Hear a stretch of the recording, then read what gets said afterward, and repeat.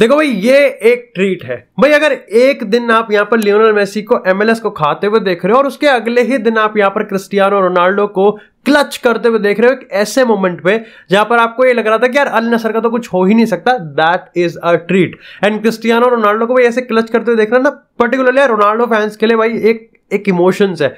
And to be honest with you समझ में नहीं आता कमेंटेटर क्या कह रहा है, लेकिन जो फैंस है भाई वो सऊदी में भी अच्छा कंपैशन दिखाते हैं भाई। मैं कुछ भी हो भाई, सऊदी जो भी ठीक है चल रहा है उनका फुटबॉल, पैसों का नंगा नाच चल रहा है, लेकिन मैं ये कहूंगा कि चाहे हम उधर बात करें MLS की, चाहे हम बात करें सऊदी की, भाई फैंस का जो कंपैशन है और जो भाई कन्विक्शन है भाई वो एब्सोल्युटली अमेजिंग है। जो एक चीज तो कंफर्म कर सकता है कि भैया आप यहाँ एशिया की बात करो, यूरोप की बात करो, भाई फुटबॉल इज अ स्पोर्ट भाई जिसको देखने के लिए और जिसको फॉलो करने के लिए और जिसके लिए चिल्लाने के लिए भाई लोग आएंगे और जरूर आएंगे। एंड डेफिनेटली जब बात हम ऐसे आइडल्स की करते हैं तो उसमें कोई दोहराई नहीं। अब देखो यार इनके जो हेटर्स हैं, चाहे हम इस साइड की बात करें इस साइड की बात करें, दोनों के पास बढ़िया है। चाहे हम उधर मैकडोनल्ड और बर्गर लीग की बात करें, चाहे यहाँ पर इन प्लेयर्स की बात करें जिसको एलिजिटली यहाँ पर सांड की गाड़ी लस्सी पीने वाले कहते हैं, देखो हेट करने वाले यहाँ पर डेफिनेटली कहते हैं, उनका हम कुछ नहीं कर सकते।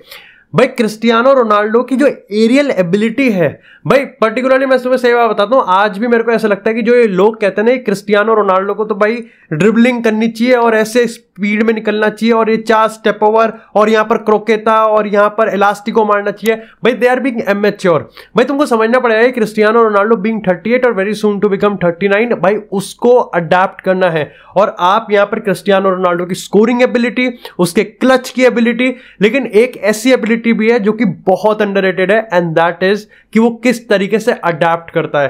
भाई आप देखो लाइक जिस तरीके से मैं उसका गेम देख रहा था ना भाई, he was conserving his energy, लेकिन उसके साथ साथ वो यहां पर शार्प भी था, वो सेटअप भी कर रहा था। बहुत टाइम ऐसा था जहां पर वो एक्चुअली में गेम को सेटअप करने की कोशिश कर रहा था, असिस्ट भी आ रहा था, लेकिन ऑफकोर्स अल सैक्सी नसर है, उसको गोल मारना नहीं आता तो नहीं आता।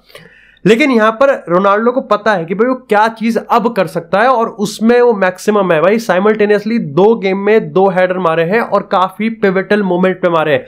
4 मिनट बचे हुए थे कि अल नसर यहां पर इस अरब क्लब चैंपियंस कप से यहां पर बाहर हो जाती, और वो भी उसमें जहां पर करीम बेंजेमा ऑलरेडी हेडलाइन बना रहा है। और अब यहां पर इनका मोरक्कन साइड से क्वार्टर फाइनल मैच है इस संडे को। बिग हेडलाइन यहां पर, बिग स्टेटमेंट क्रिस्टियानो रोनाल्डो से। मैंने 2-3 चीजें यहां पर और नोटिस करी है।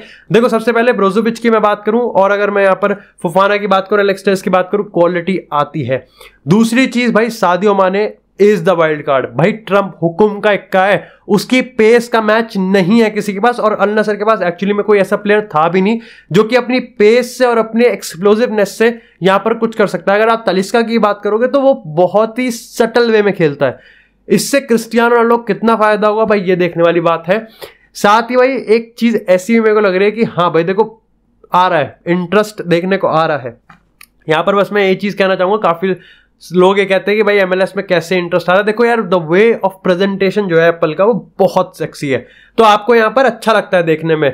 बस ये है कि यहाँ नींद थोड़ी खराब हो जाती है। सऊदी का आप थोड़ा कह सकते हो कि यार मतलब आप दर दर भटक रहे हो यहाँ पर कि मैच कहाँ देखें, मैच कहाँ नहीं देखें, फिर जहां से आप मैच देखते हो वहां की क्या क्वालिटी है, फिर वो किस लैंग्वेज में है। इसी के साथ बात करते हैं यहाँ पर नेमार जूनियर की। 6 महीने के बाद भाई नेमार जूनियर ने यहाँ पर वापसी करी और स्टाइल में वापसी करी। आप जिस एक्सपेक्टेशन के साथ अगर आपने नेमार को देखा होगा उसी एक्सपेक्टेशन का नेमार यहां पर आपको मिलेगा।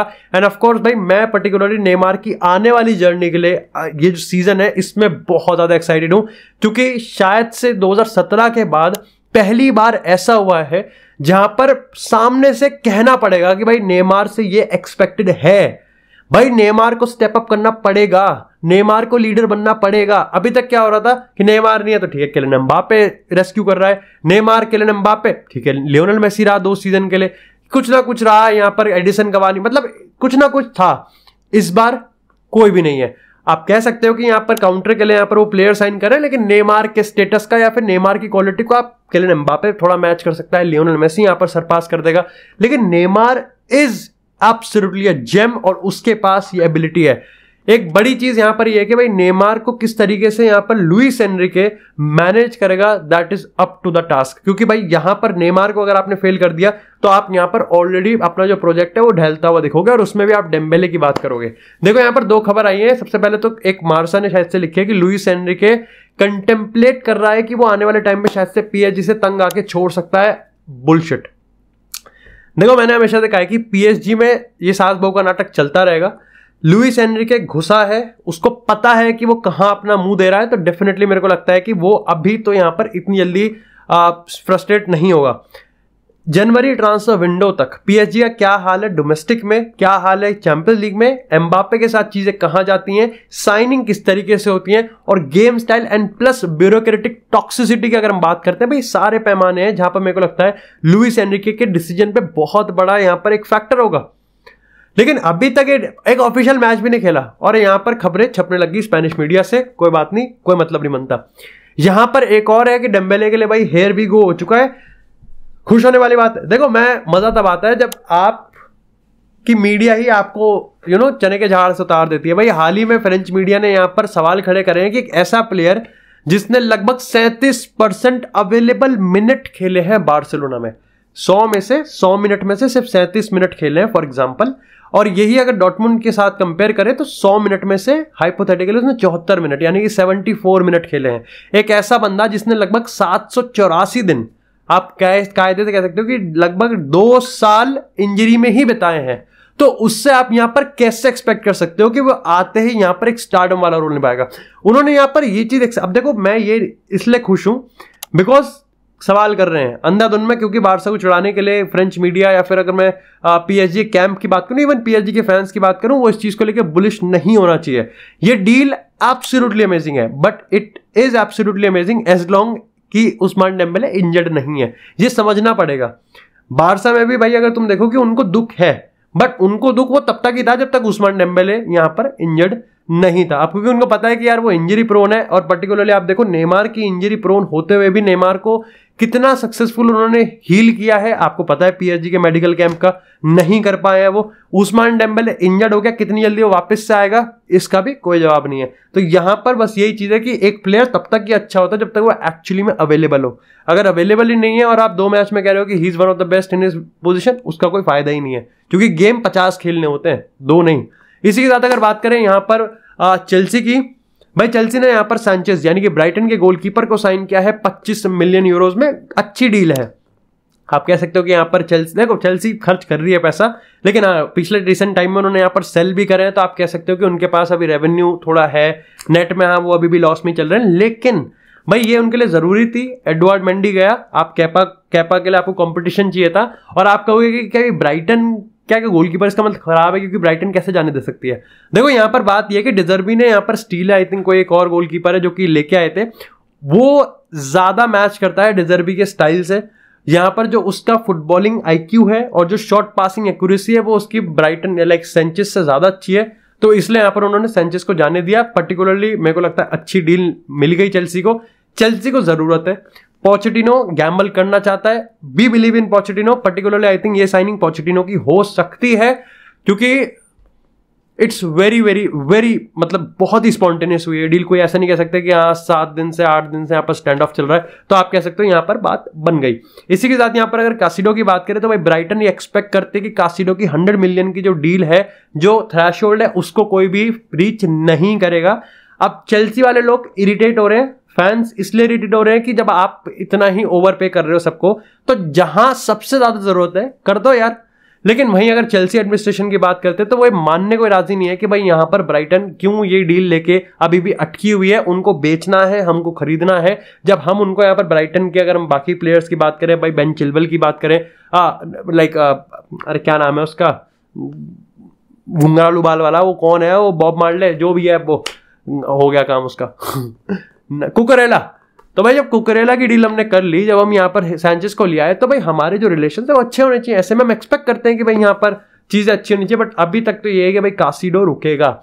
इसी के साथ अगर बात करें सास बहू के परिवार से, 2 बड़ी खबर है। सबसे पहले तो यहाँ पर बड़ी बहू की बात करें तो एम्बापे के रिगार्डिंग ऐसा लग रहा है कि पीएसजी के पास शायद से कोई एविडेंस नहीं मिलेगा रियल मैड्रिड और एम्बापे के वो प्रूव कर सके कि भाई पोचिंग हुई है और आप यहाँ पर सैंक्शन लगाओ और आप यहाँ पर फाइन लगाओ। साथ ही यहाँ पर भाई रिपोर्ट आई है कि भाई एम्बापे पर्टिकुलरली बिल्कुल भी खुश नहीं है जिस तरीके से पीएसजी उसको ट्रीट कर रही है, और इसी के चलते अब एक और यहाँ पर आप कह सकते हो एक साइडलाइन स्टोरी निकल के आएगी जो भाई बड़ी बहू की ननद है। यानी कि अगर लुइस कैंपॉस की बात करें तो भाई लुइस कैंपॉस को सितंबर में अपनी ड्यूटी से रिलीव कर दिया जा सकता है। इसके रिगार्डिंग बहुत सारे रीजंस हैं, जिस तरीके से फेल्ड रिक्रूटमेंट रही है, जिस तरीके से बैकलैश हुआ है, जिस तरीके से अंदर ही इनके आपस में जो चाटे वाटे पड़ गए हैं। साथ ही यहां पर एम्बापे के रिगार्डिंग भी ये है कि भाई लुइस कैंपॉस इस चीज में बिलीव नहीं करता था कि पीएसजी को एम्बापे को साइडलाइन करना चाहिए जस्ट बिकॉज वो यहां पर कॉन्ट्रैक्ट साइन नहीं कर रहा।